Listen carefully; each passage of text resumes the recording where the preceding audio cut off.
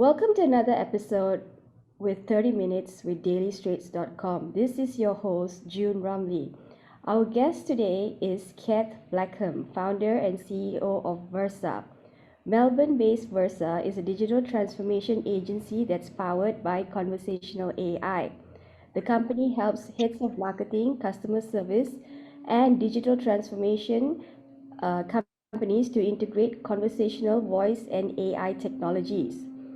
Kate, who hails from New Zealand, made news headlines in Australia 2 years ago for operating her company on a 4-day work week. So, today we're going to talk to Kat about how she got her start in the business world and some of the challenges she faced in building her company from the ground up.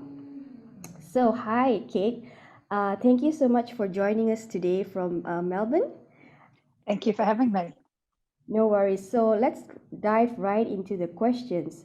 So the first one is, how did you get yourself involved in the tech industry?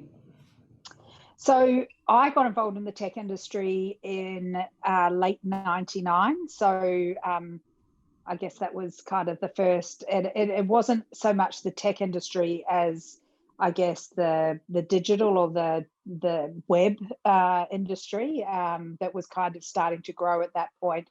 And my entry in was actually via market research. So I was a market researcher for a very big research company in London called Taylor Nelson Softwares, TNS, and I was called by this very small startup in Melbourne who were wanting to build a panel of internet users to measure the kind of top 20 websites in Australia. It was the first time it had ever been done, and they needed someone that had experience of building out panels, and I had that in the grocery trade. So that was my kind of build, as I had all of this market research experience. So I went to do market research in the internet, and then from there moved into product and worked for the biggest real estate portal and the biggest employment portal in Australia, and that's kind of where I cut my teeth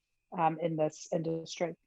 Awesome. Okay, so I could see that you had a very good working background as a salaried worker before starting things on your own. So you worked with realestate.com.au, and you held a very high position there. But I just wanted to find out why you decided to quit and start your own business. Yeah, look, it's a really good question, and one sometimes I ask myself even today, June. So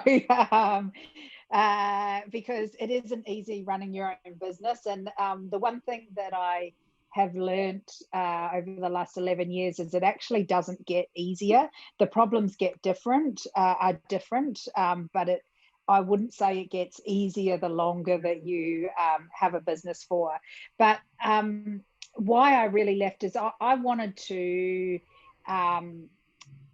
firstly, I wanted to be in control of my own destiny. I was a female. I had a mum. I had a young child. So I had my second boy, who is now 12 years old. He was 10 months old when I started my business. And so I wanted to start a business that really provided flexibility in a very different way. So I actually started the whole company with the premise that I wanted to not change the world, but actually in our industry, move the needle a bit in terms of flexibility and diversity and that type of thing. So that's why I started the company. The fact that it was an agency was almost like that was just what I thought would be the easiest thing to do. As it turns out, it's not very easy running an agency, but at the time, because I was the client, it seemed quite easy from my perspective. So that's why, really, to be in control of my own destiny, to get the flexibility for me, but also to build a company that allowed flexibility for everybody. So you quit at the helm, right? You left a well-paying job, and Yep. did you have a business plan, anything like that, or you just quit and then you started planning?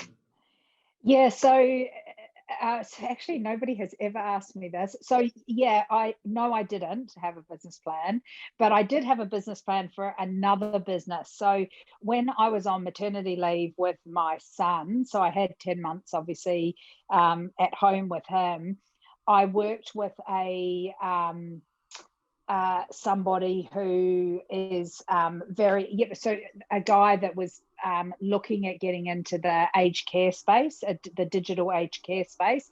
And so I worked with him for that whole 10 months and building out a business case to get that business up and running. And so that's what I was basically doing with my time. Then the GFC hit around that. So it was 2009, 2010. And that business just didn't look viable. So I was suddenly kind of left with this situation where what I thought I was going to be doing, I wasn't doing. So I quite suddenly pivoted into starting an agency. So I didn't have, I had a bit of capital saved up, kind of, AKA I had some savings. It wasn't like I had capital, I just had savings. And I wasn't earning anything at the time because I was already on maternity leave. So that meant that I didn't feel like I needed to pay myself very much. But I really just started with $100,000, I think, is startup capital, and then just got going from there. And it was a very organic process to start with. It was just lots of cups of coffee and tea with lots of potential clients until we got our first few clients, and then I started building the team out from there. So I'm now much better with building business cases. I just, at that time, I thought that I was going to be doing something completely different. Awesome. So, am I correct to say you went on maternity leave and you never went back to full-time work? You started your own business? Is That's that right? right. Yeah, that's exactly what I did. Okay, so you started Dependent Melbourne, right? Is that the first thing you started? Yes, that's right. So how did that? Like you did tell us how it came about because it was something that just came up like that. Was there an Yeah. incident like somebody this came up to you and said, "Okay, look, I need something like this. Can you help me?" Or was it like you just got the idea in a dream or something like that? Yeah, no, so I actually, so a friend of mine, Matt Griffin, had, he ran Deep End, it's called Deep End Sydney. So it was another, it was the same brand, but he didn't have a Melbourne to the business. So he approached me and said, we were good friends. We had worked together previously. And he said, why don't you start a separate business called Deep End Melbourne, and then we can refer work to one another. And he already knew that there was a bit of work. The year that I started Deep End Melbourne, they had won Digital Agency of the Year. So it was a very well regarded brand up in Sydney. It's just no one really knew what it was here in Melbourne. So that was kind of how it came about. As Matt asked me actually to start with, I said no because I was working on this aged care portal idea with a guy called Peter Scutt. So I said no, that wasn't the right time. And then he asked me again a few months later, and at that stage, it was kind of a bit serendipitous. I just decided that I wasn't doing the aged care portal, and so it seemed like a really good fit. All right. So okay. So could I say you went in cold in that business, like with you just decided with your gut feeling you went in. You went with. Yep. Or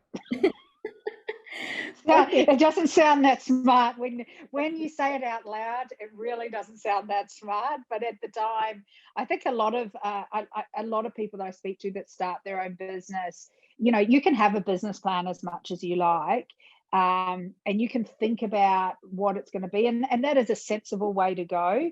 But anyone that started a business knows that everything that you plan and think is going to happen doesn't really happen how you think it's going to happen, because it's just until you actually get in there and start talking to people about your idea of what you want to do and start trying to Katie, who's on this call today, she would know, she's also an entrepreneur. Like you just don't you don't really realize how difficult it's going to be until you get in, and then you have all of these things that you have to navigate. So building a business plan, it's hard to build a plan for that, that's for sure.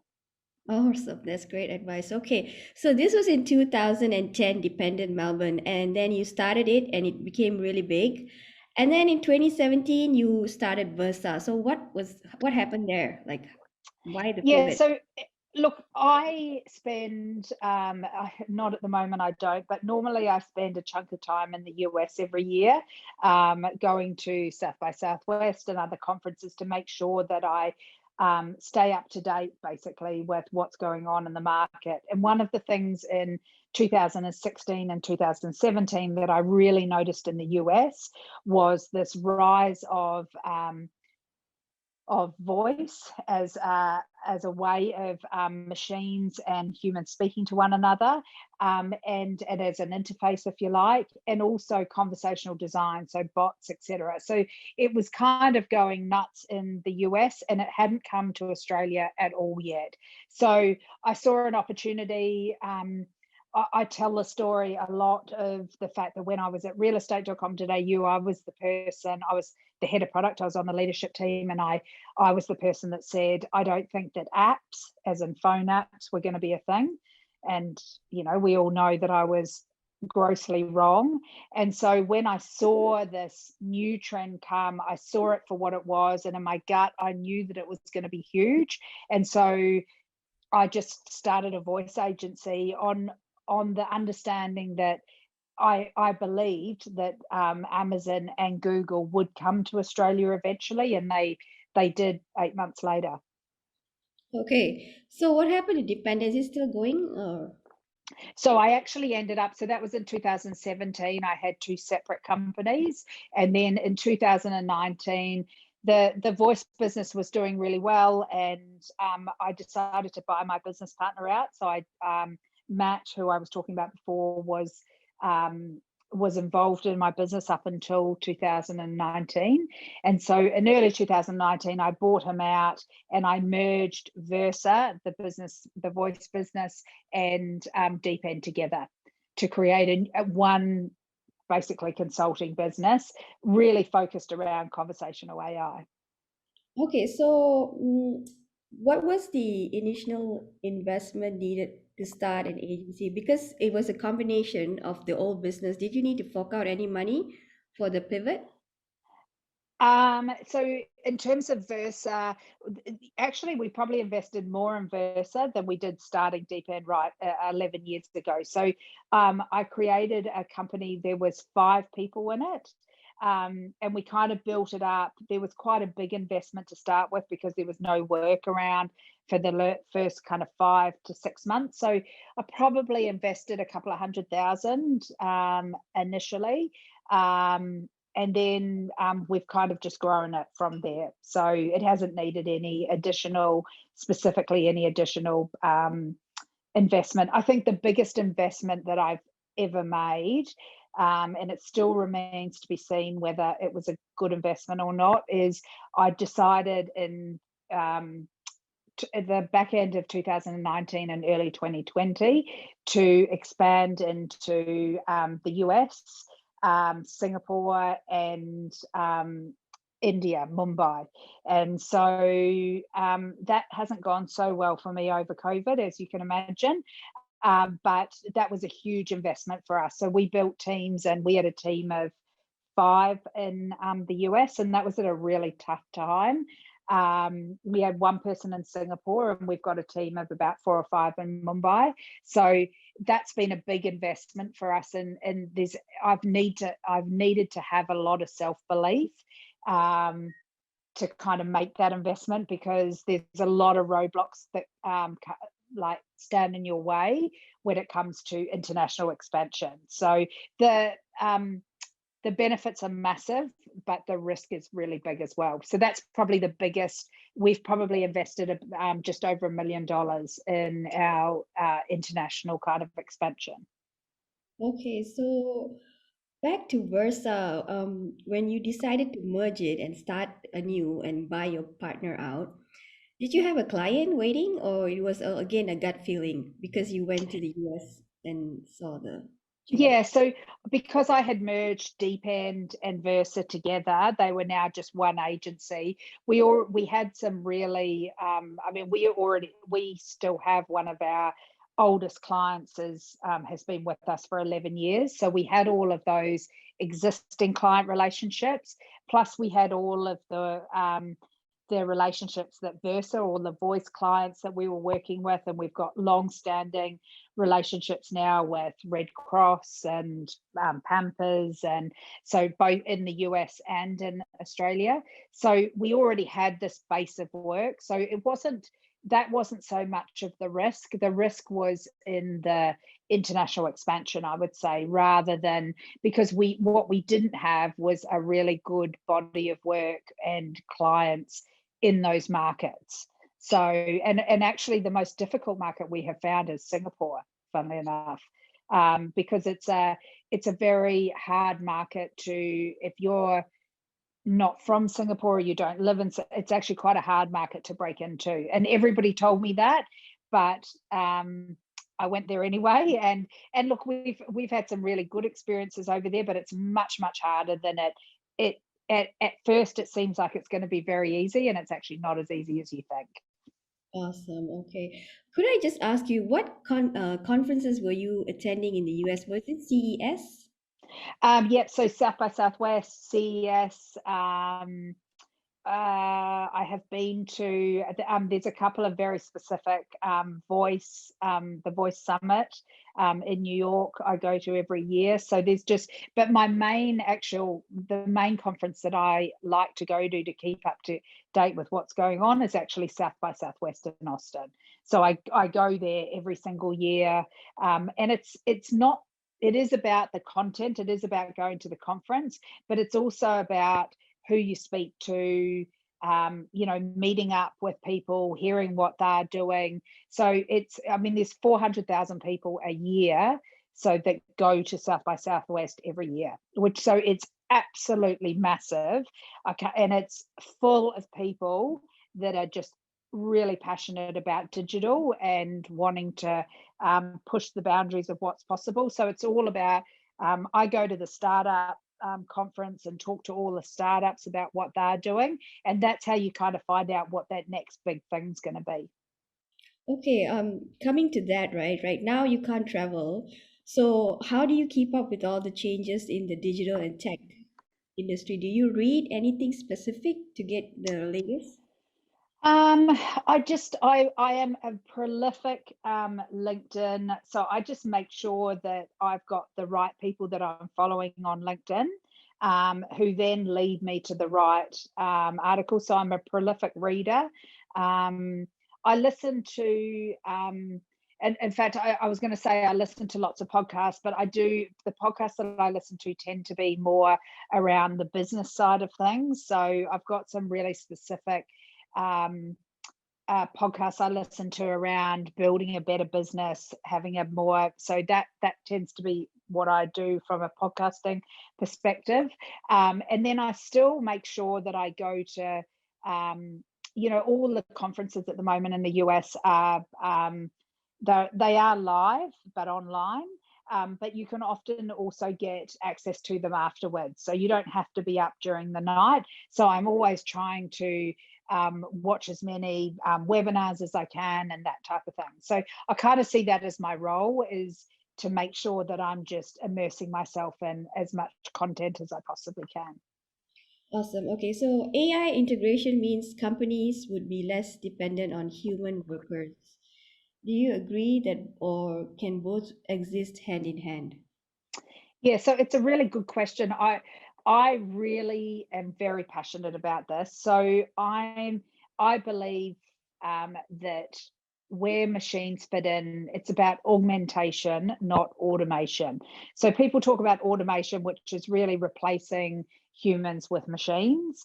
And I for one don't want or envisage a world where everything is done by machines and the world's been run by machines. I don't think that anyone really in the know thinks of that. Humans are humans are still in charge, and humans are still going to continue to be. We're the ones that feed the machines the information that they need. So, but what I do think the opportunity, where I do think the opportunity is in augmentation. So if you're a call center, for example, and you've got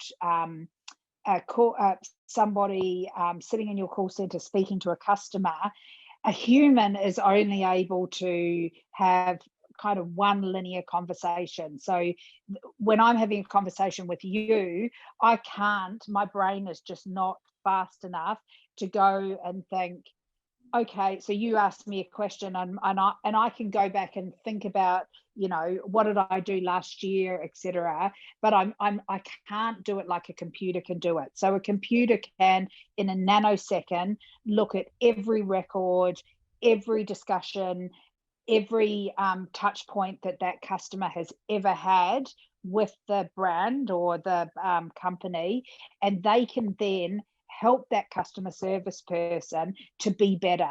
So they can be making suggestions, and this is what I mean by augmentation, is the customer service person can be talking human to human, but in front of them, the machine is giving them recommendations on, oh, you should recommend that they buy this product, because I can see that they've been looking at these products for the last few months, and things that the human just wouldn't have time to be able to go and do. So for me, it's not so much that we're going to become less dependent on human workers. I think humans are going to have a different role in society and in businesses moving forward.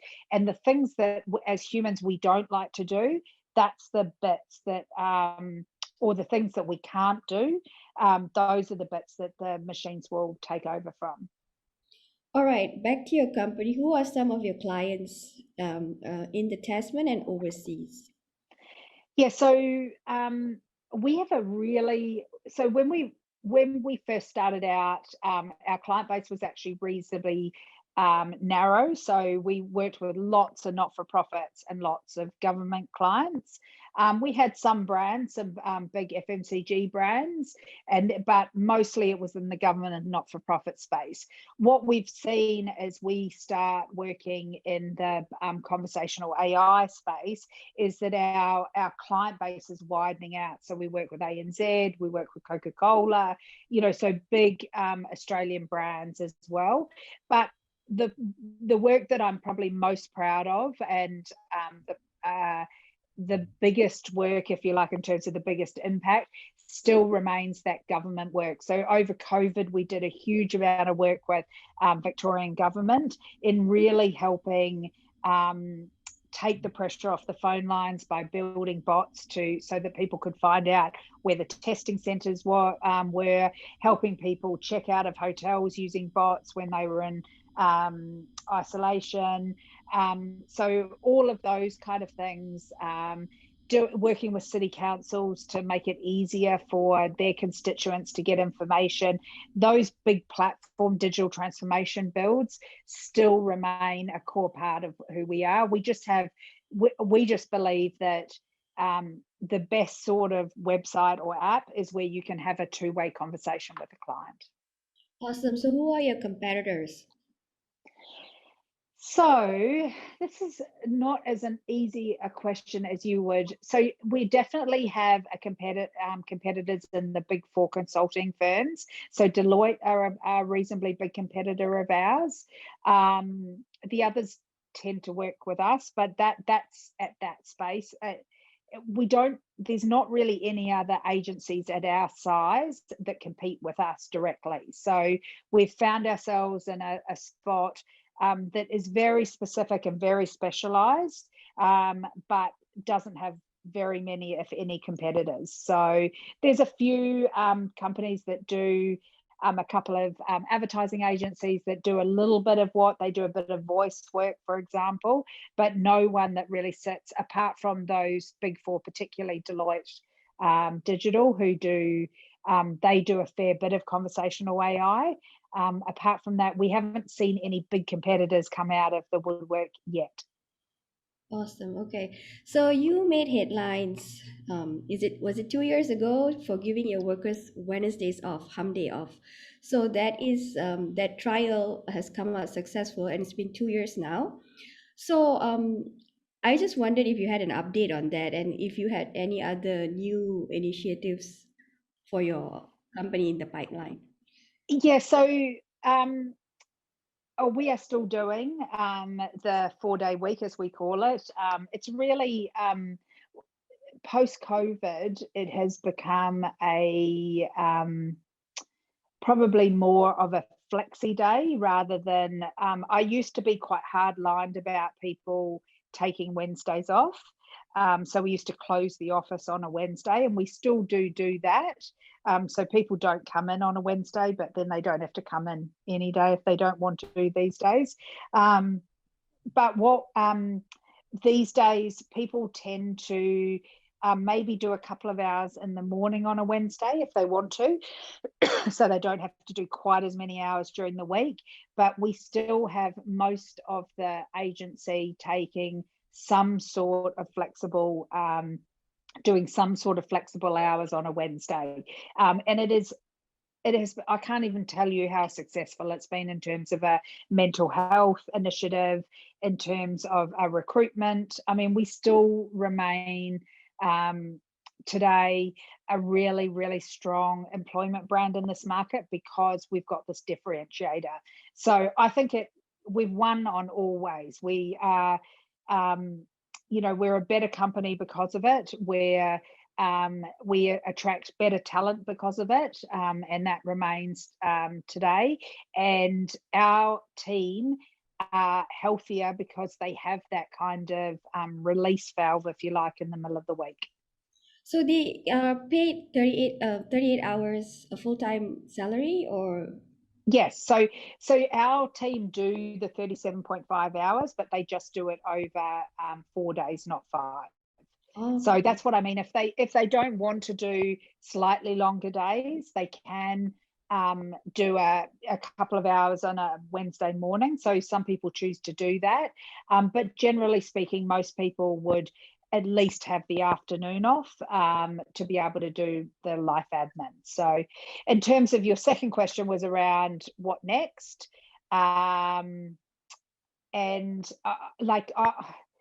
It's hard to follow that, I can tell you. But I would really love to disrupt the way that clients and agencies work together. And so that's what has been going through my mind recently is how can we do it differently? How can that relationship between the company, whether it's the marketing team or the IT team and the agency, how can that relationship be better, and how can the pricing model work better for both sides? So I think if we're going to try and disrupt again in our industry, that's the area that we'll definitely. But I've always got, like anyone that knows me, I'm pretty crazy when it comes to this stuff. So I've always got 100 ideas of things. Luckily for me, I've actually got a team who keep me a little bit grounded, because I think if I was left to my own devices, we'd be doing something new every day, which would be terrible for everybody apart from me. So right. So finally, the last question: do you still speak French? Because I checked your LinkedIn profile. It says that you I, studied in the UK, and then you have I French. So I was do you know wondering. what? I don't look, I do speak a little bit, but not that much. I wish I did. I did used to speak French. I actually did a degree in French, so I'm embarrassed that I haven't kept it up.